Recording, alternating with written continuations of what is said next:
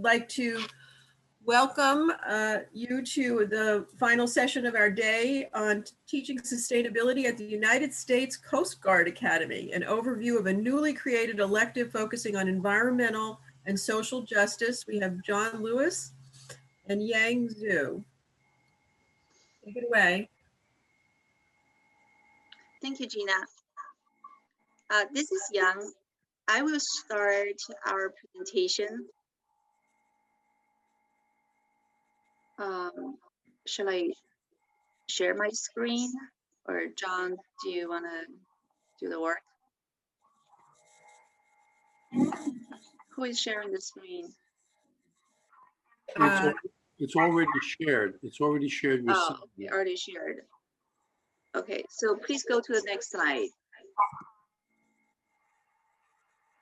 Okay, I started the presentation with an exercise for every participant. Based on the importance of student achievement.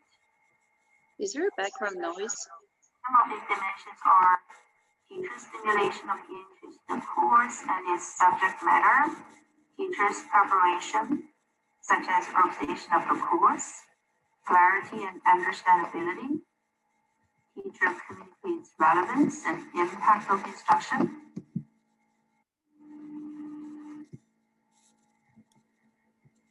Where was that coming from? I think he had narrated PowerPoints. Okay, I guess, yeah, there is a recording embedded in the slide. Okay, I would rather talk about it instead of playing the recording.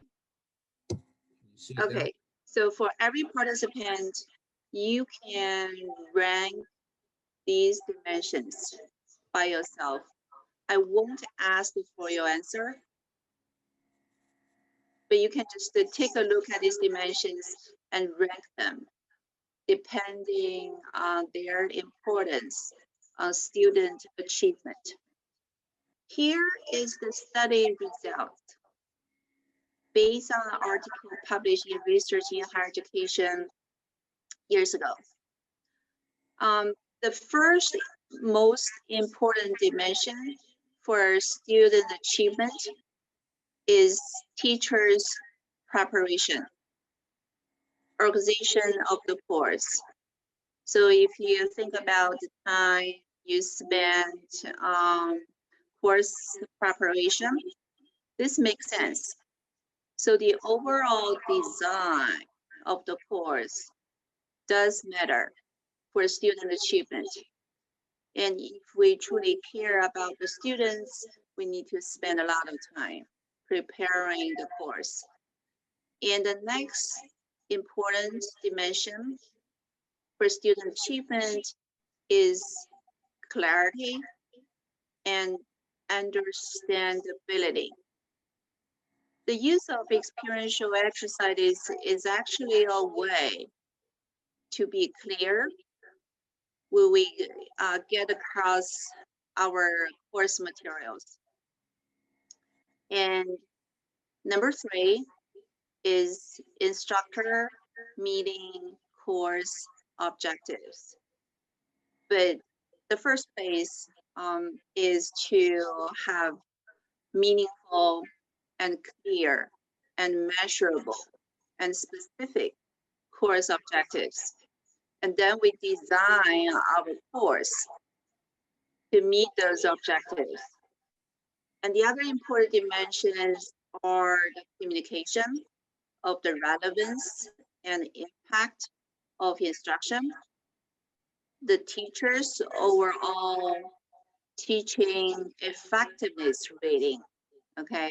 So the teacher's evaluation, the student evaluation of teachers is only number 5. And then the motivation for high standard of performance, and then the other factors. So we don't have to be a comedian in the classroom. The most important factors for student achievement is being prepared, organized, have very clear, specific, and measurable course objectives, and understandability. So next, I'm going to talk about the use of experiential exercises in the class. Actually, John used a variety of experiential assignments, exercises, and projects in his sustainability course at U.S. Coast Guard Academy. Could you go to the next slide? Okay. So the first tip I like to give to the participants is to start a class with something concrete and then go to the abstract subject matter. So I would use a hook to stimulate students' interest in a topic area in every class session, if possible. For example, in my international business class, I would ask the students to answer this question. So I would give them this scenario. So some team member caused a product defect in the manufacturing process. And who would be responsible for this mistake? Obviously, most students in the US would choose choice A. Okay, someone said in Thailand, choice B. So this question is used to illustrate the difference between collectivism versus individualism. In a collectivist culture, the entire team should take their responsibility. But in the individualist culture, that particular person causing the defect should be responsible. John, is it possible to play this YouTube video? Let's see.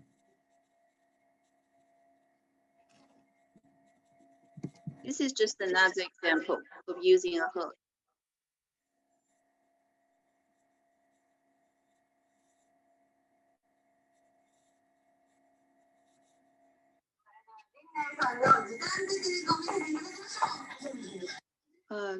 John, I think you need to share the website.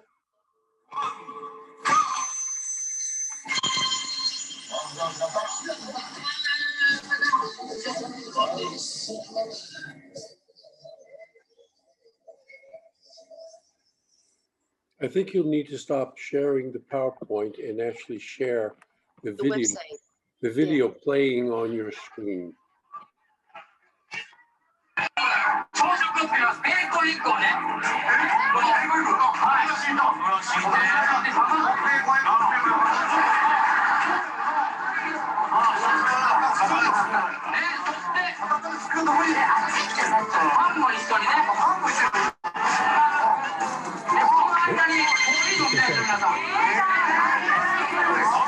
John, try to share the website screen now.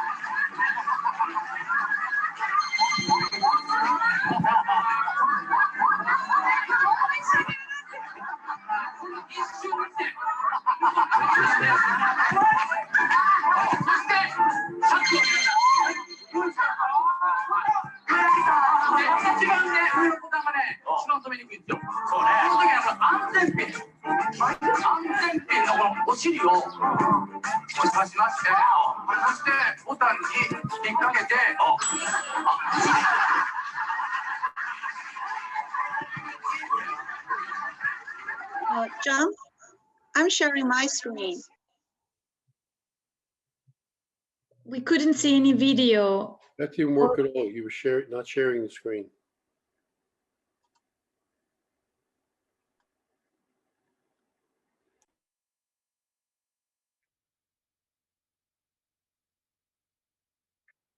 You need to unmute the sound on the video.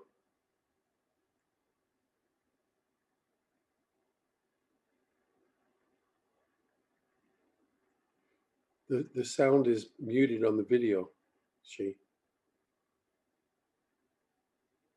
Hey guys, we can't hear the video.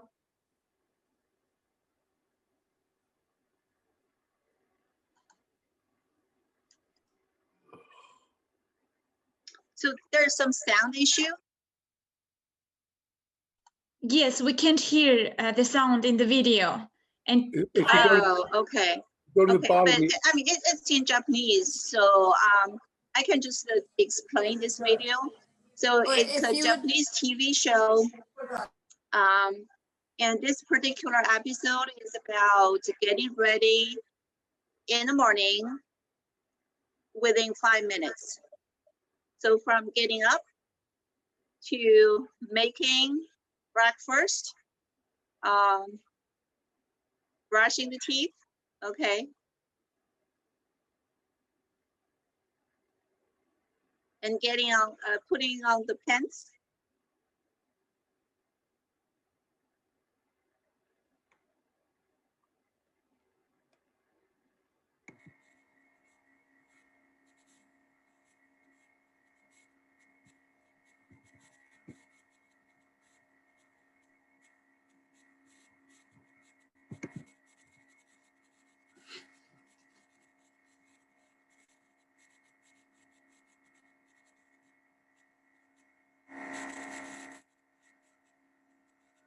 Okay, so use a clip to fasten the button.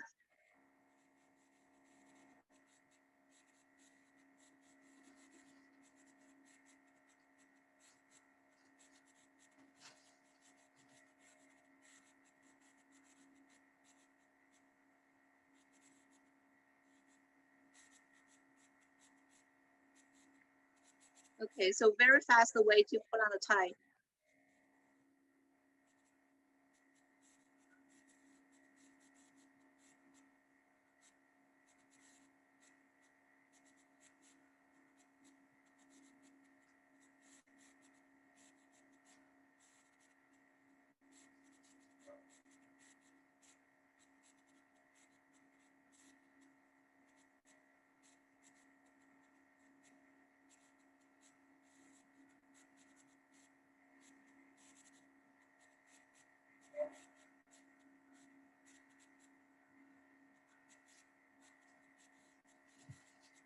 Applying the butter.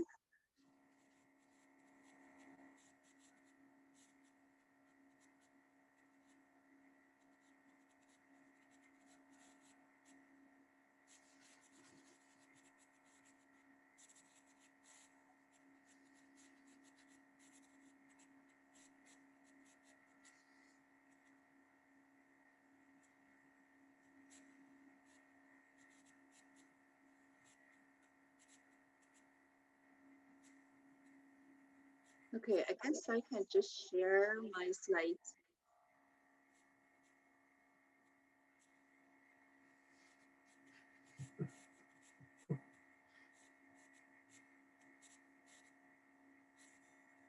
But that video is something I watch during my spare time.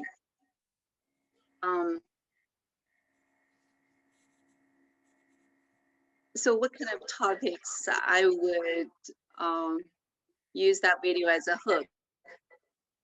I would use the video for work ethic, time management, radical innovation, because there is some very radically innovative way, okay, to get ready in 5 minutes.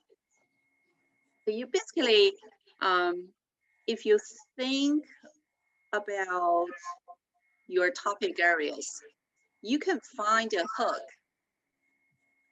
anywhere, from the TV shows you watched, from news articles, from a lot of things, from personal stories. So use a hook.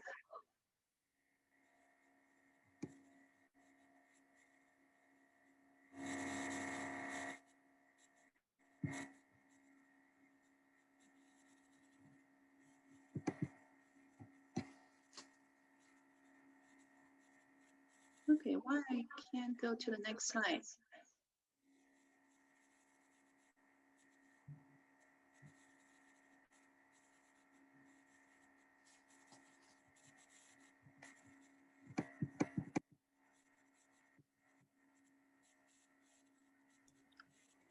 Sometimes when you play a video from inside a PowerPoint, Uh-huh.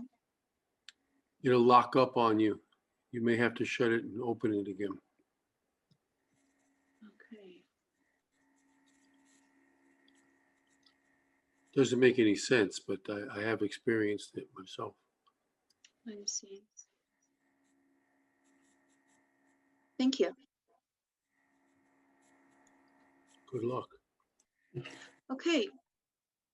So the next thing I'd like to offer is to relate the topic to the business practice and professional career. For my classes, I would use Wall Street Journal weekly reviews for educators. Do you think, I'm sorry to interrupt you. We're not seeing your slide. Okay, I need to It looks like you're speaking from one, but we're not seeing it. You have to share that again. There you go. Okay, thank you.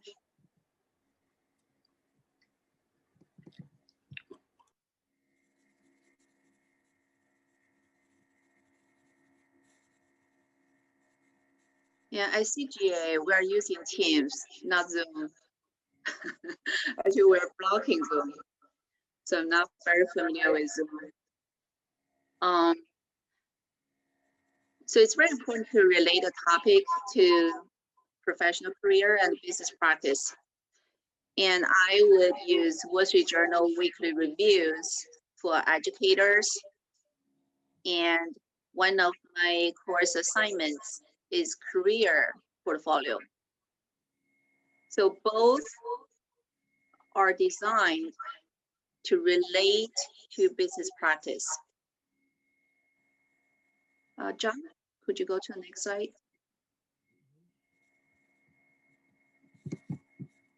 Okay, so the next tip is using low tech but very high impact pedagogy to organize every class session.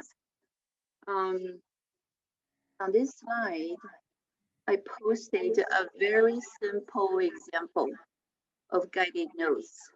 So again, this is from my international business class.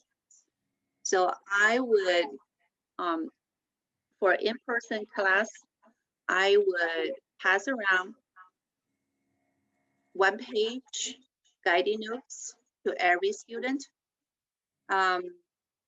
listing the main topics for that class session, after class readings, and key concepts and models I will cover. So here's just a very simple example of cultural dimensions. Please go to the next slide. Thank you. The next is low tech but high impact pedagogy is to summarize the topic using diagrams, connecting concepts and models. I just copied a figure from my strategic management textbook. So this is the entire process of strategic management. So starting from the business model, mission, vision, values and goals, followed by external analysis, internal analysis, strategy formulation, and ending with implementation of strategies. But for my other classes, I would draw this diagram, which is very similar to concept mapping. So I would put all the concepts I covered in that semester on the whiteboard for in-person course, and then make connections between the concepts, among those concepts.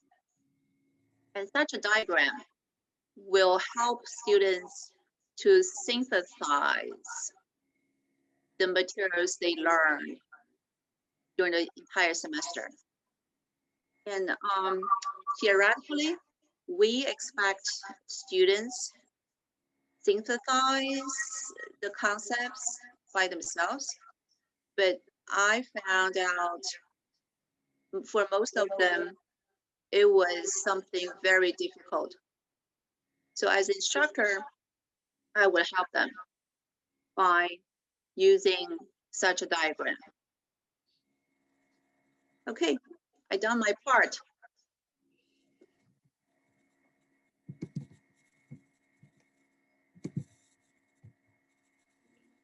All right, so I'm actually going to talk about a class I taught at the Coast Guard Academy in last spring, which was on sustainability, focusing on environmental and social responsibility. So you see, I was a visiting professor at the Coast Guard Academy. So when I taught this class, I was there. I'm not teaching there anymore. I was there for 2 years, and I've since moved on. So what was the course about? Basically creating and maximizing long-term economic, social, and environmental impacts, and not concentrating on short-term profits as some corporations do. And also a focus on stakeholder analysis, thinking about the different stakeholder groups and the decisions of the organization and how it affects all the different stakeholders. And also, I think a big part of the course was about the transformation to a green economy, which we are seeing take place now.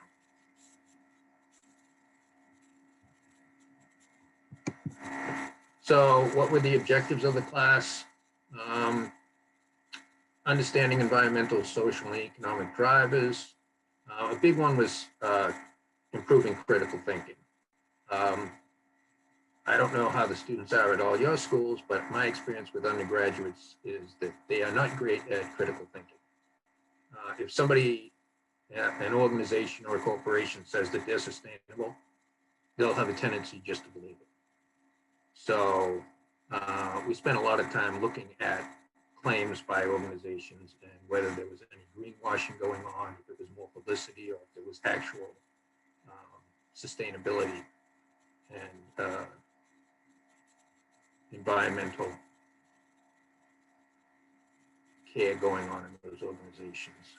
Also, I wanted to work on communications. Originally, when I came up with this class, which was an objective,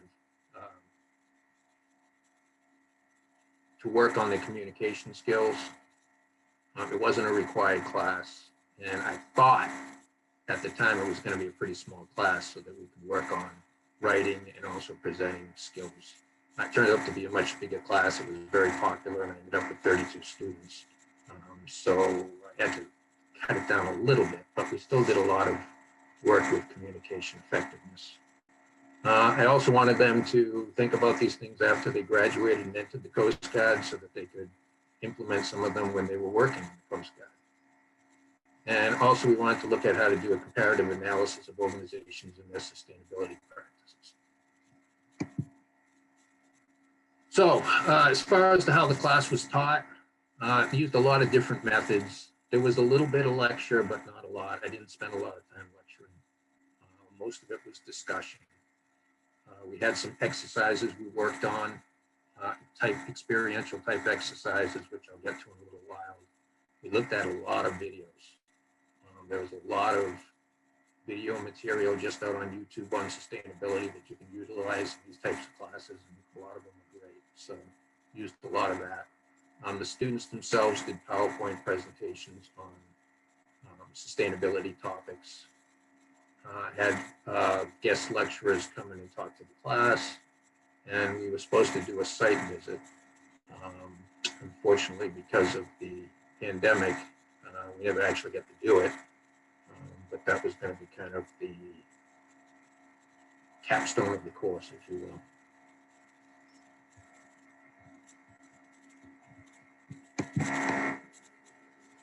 So as I mentioned before, course assignments, we had some exercises that we worked on. There were 4 in all that we worked on. Class participation was a big part of their grade because we spent a great deal of the class actually just talking about these topics. So if I remember correctly, that was 20% of the grade.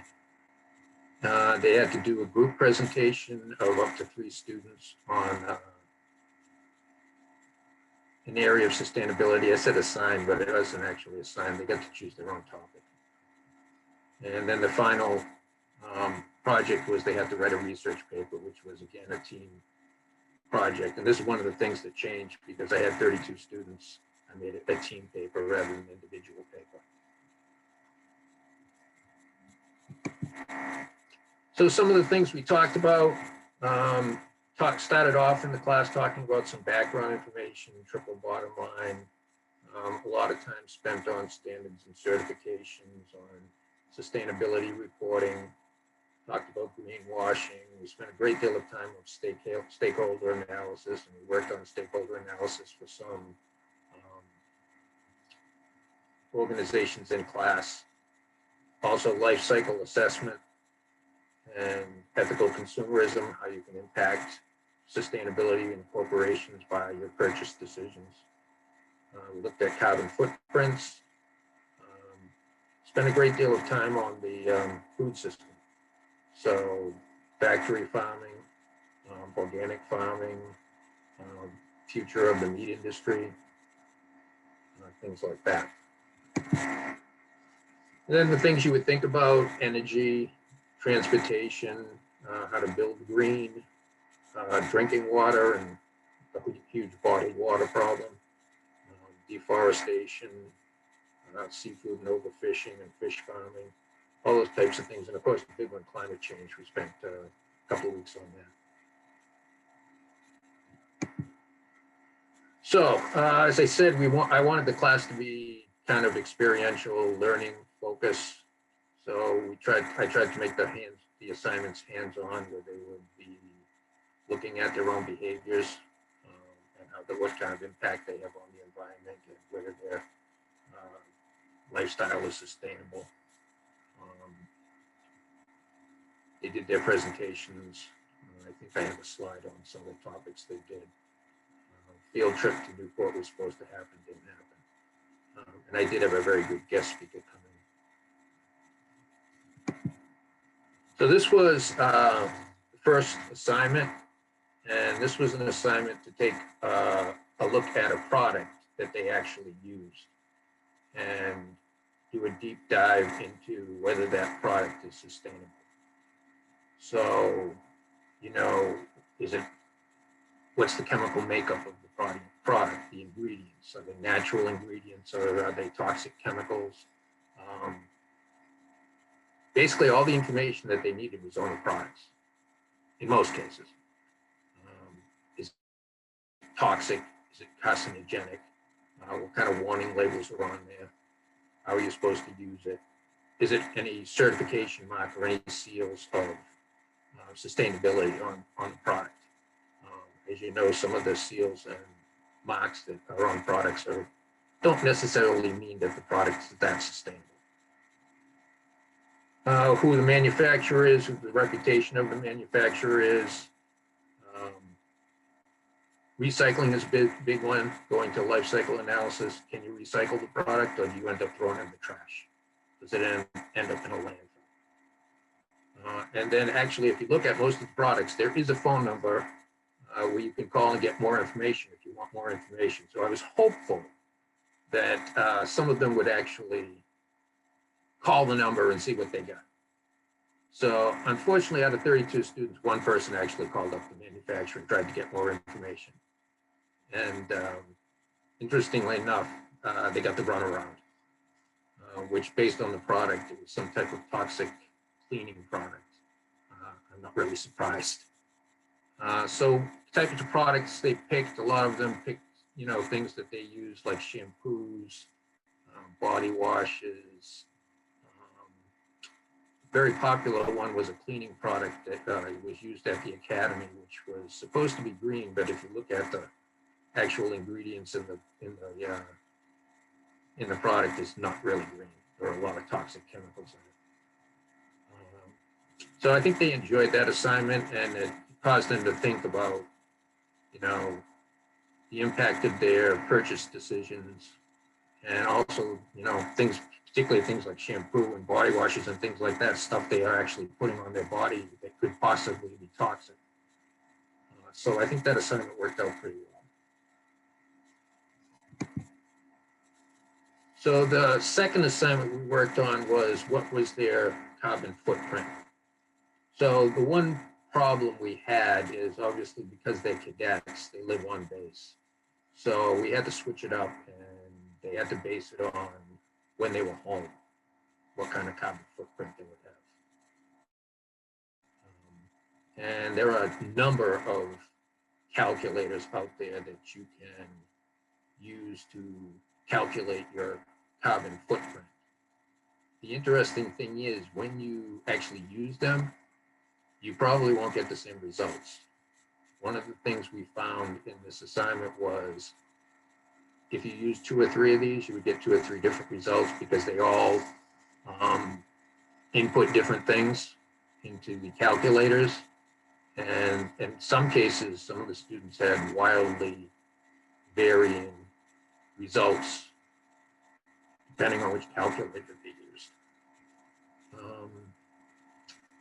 So most of them look at, you know, how much CO2 you release, you know, obviously how much traveling and driving you do is a big impact on your carbon footprint, what kind of food you purchase, how big a consumer product user you are. These are all things that go into your carbon footprint, and I think a lot of the students were surprised to figure out that they actually have quite a large carbon footprint. The other thing is we also took a look at the carbon footprints of the typical citizens in another country, and in comparison to most other countries, U.S. citizens tend to have a larger carbon footprint. Not surprising because we're a consumer society in the United States.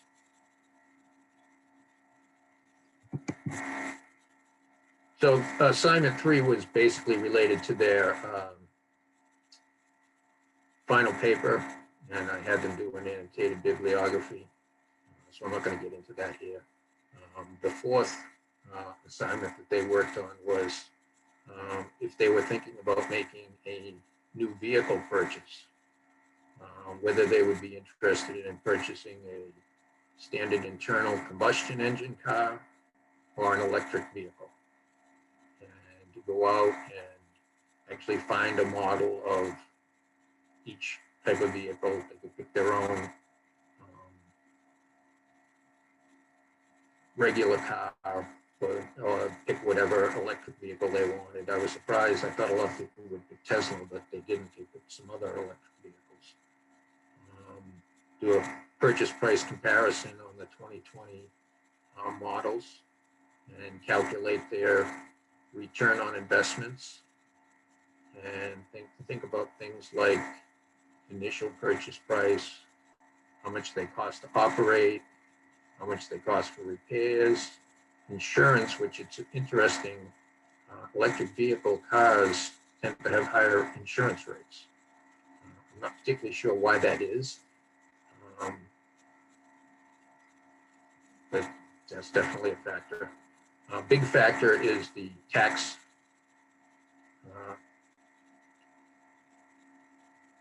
implications. You get obviously a rebate on your taxes if you buy an electrical vehicle, at least until, I'm not sure if that expires this year or next year. And you have to also think about whether you have to, probably going to have to install a charging station if you buy an electric vehicle.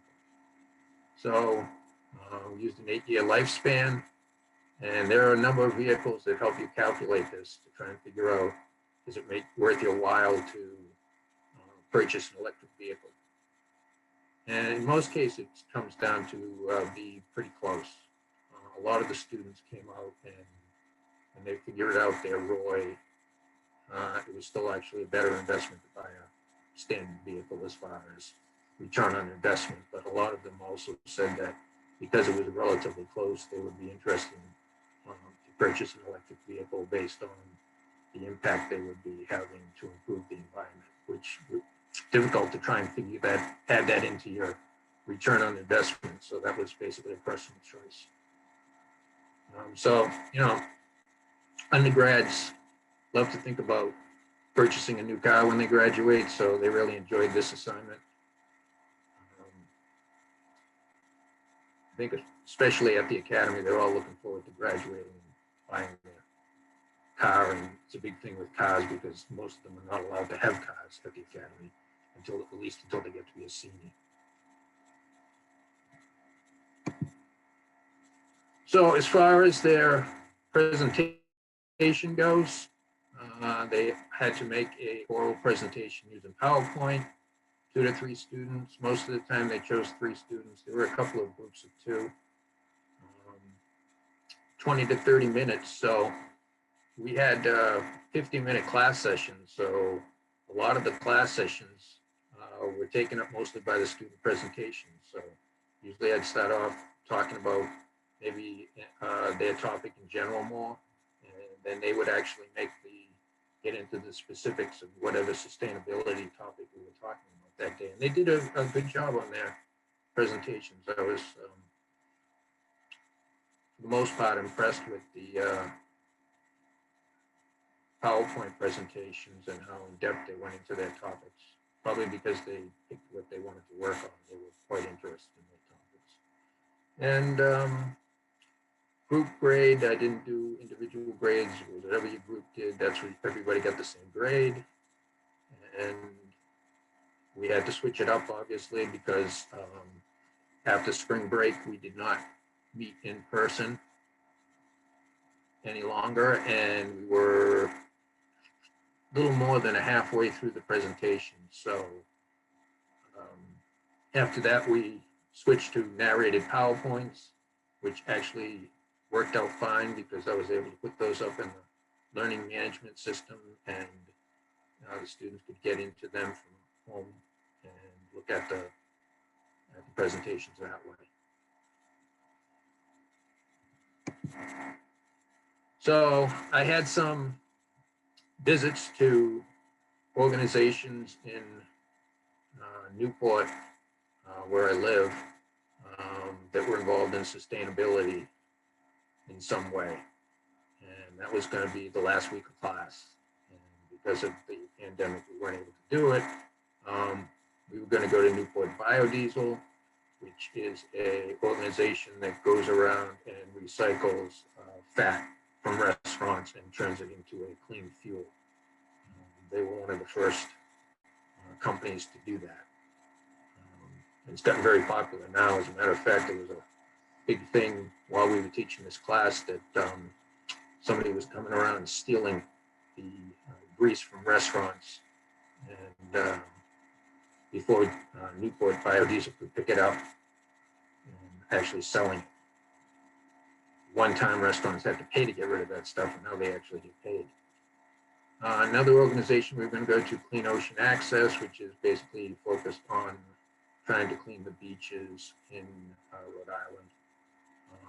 Sustainability, they've done some ocean cleaners that clean the harbor in Newport to pick up trash. Plastic trash bags is a huge problem. But, those haven't been banned in Newport yet, so they end up in the harbor. Obviously, Patagonia, there is a branch in Newport, and that's, you know, they're huge into sustainability. All their products are sustainable. Resales is actually an interesting store where they take old sails and repurpose them into bags and clothing and jackets. So you can get like an America's Cup sail from an America's Cup yacht, and it's turned into a bag or a jacket of some type. And Roadside Revival was a composting company that just started up, and they started off with collecting compostable materials from restaurants, and had just started offering a home pickup. So if you wanted to put your food scraps out on the curb, they will actually come by and pick them up, which I don't think that's offered a lot of places. Newport being very relatively small area-wise, it could be feasible to pick up individual scraps from people's houses. In a more widespread area, you couldn't do that. But as far as I know, they're still doing that, and they're going to spread it across Gwynedd Island, where Newport is located. It's actually shipped off the island to an area where it's composted and turned into fine soda.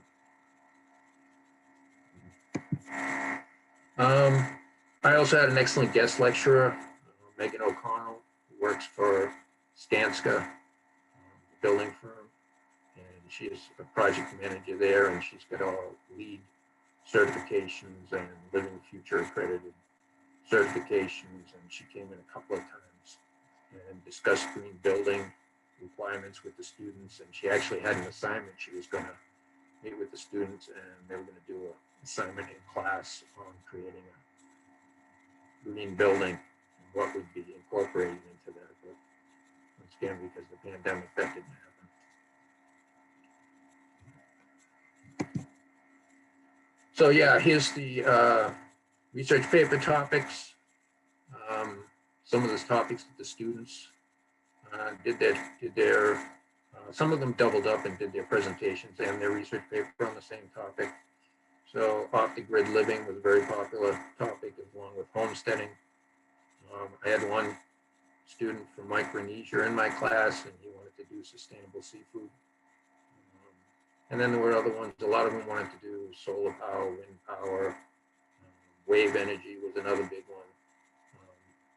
One of the students did electric vehicle purchase considerations, and that was actually the reason I came up with my EV purchase assignment. Based on his topic, I thought it would make an interesting class exercise. So some of the things, obviously this was the first time I ever taught the class. It was a new class, it was an elective.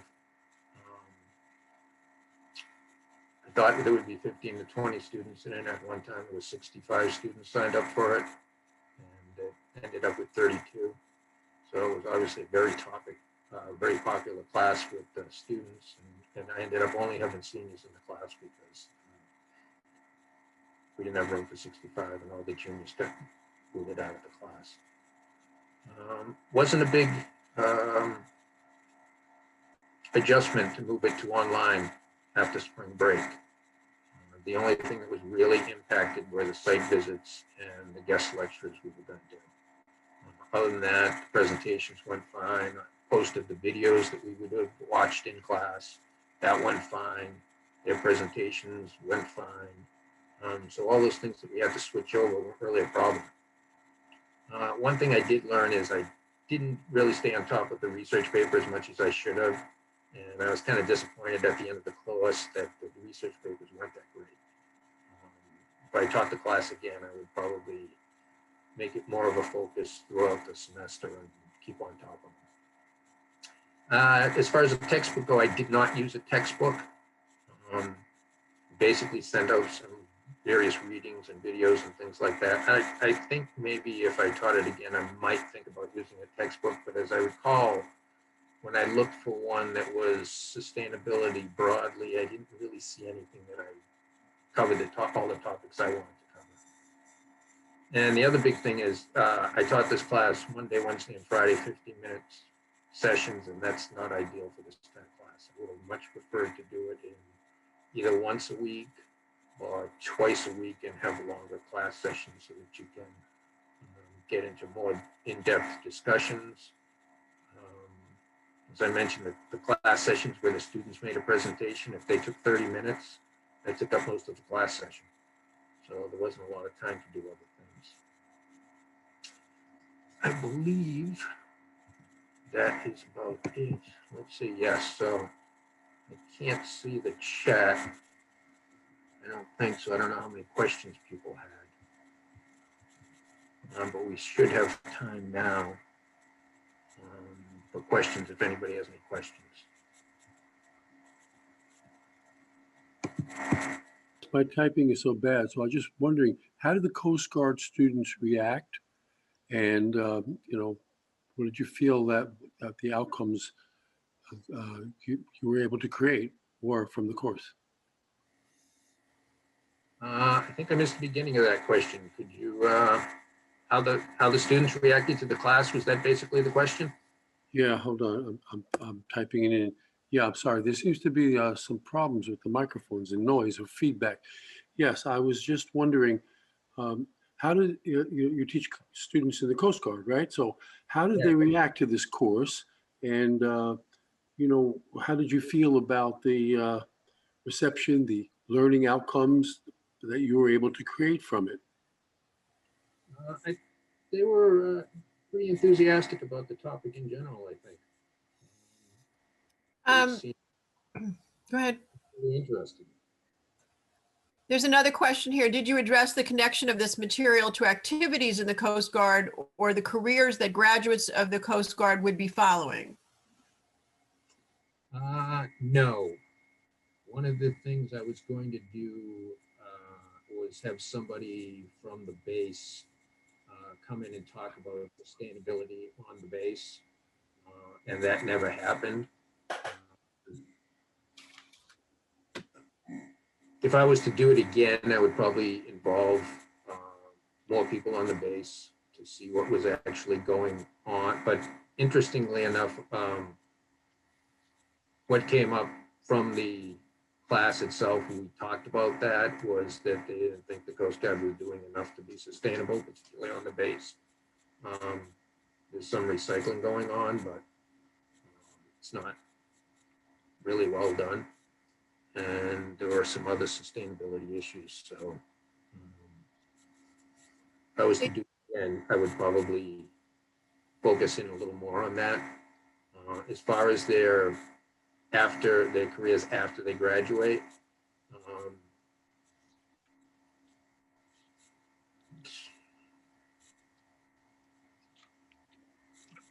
we talked about the new ships that the Coast Guard is coming out with, and they're not particularly green.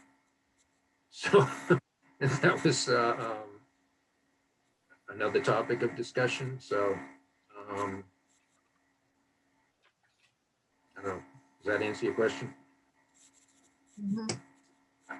Now, this was an elective that they choose among different electives. Can you explain what people have to take in the Coast Guard? Yeah, that's the interesting thing in the Coast Guard and the Academy. They have very few electives. For 4 years, they only have one outside the program elective and 2 inside the program electives. So 3 electives through their 4 years. And so, what is this up against? Are there other electives that they're choosing among? Yeah, there were, I think, 5 electives offered in the spring. So 1 of 5, and it was very popular. So, I mean, obviously that shows that they were all interested in it. Great. Okay, are there any other questions? Otherwise, one person suggested that the UN, the Sustainable Development Goals SDG Academy would be very helpful to integrate into your course. That was a suggestion. All right. Well, thank you so much. I'm sorry about the technical difficulties. I don't know what happened, but anyway, lots of good and interesting information. If you send us your PowerPoints, we would appreciate it, and we will post them.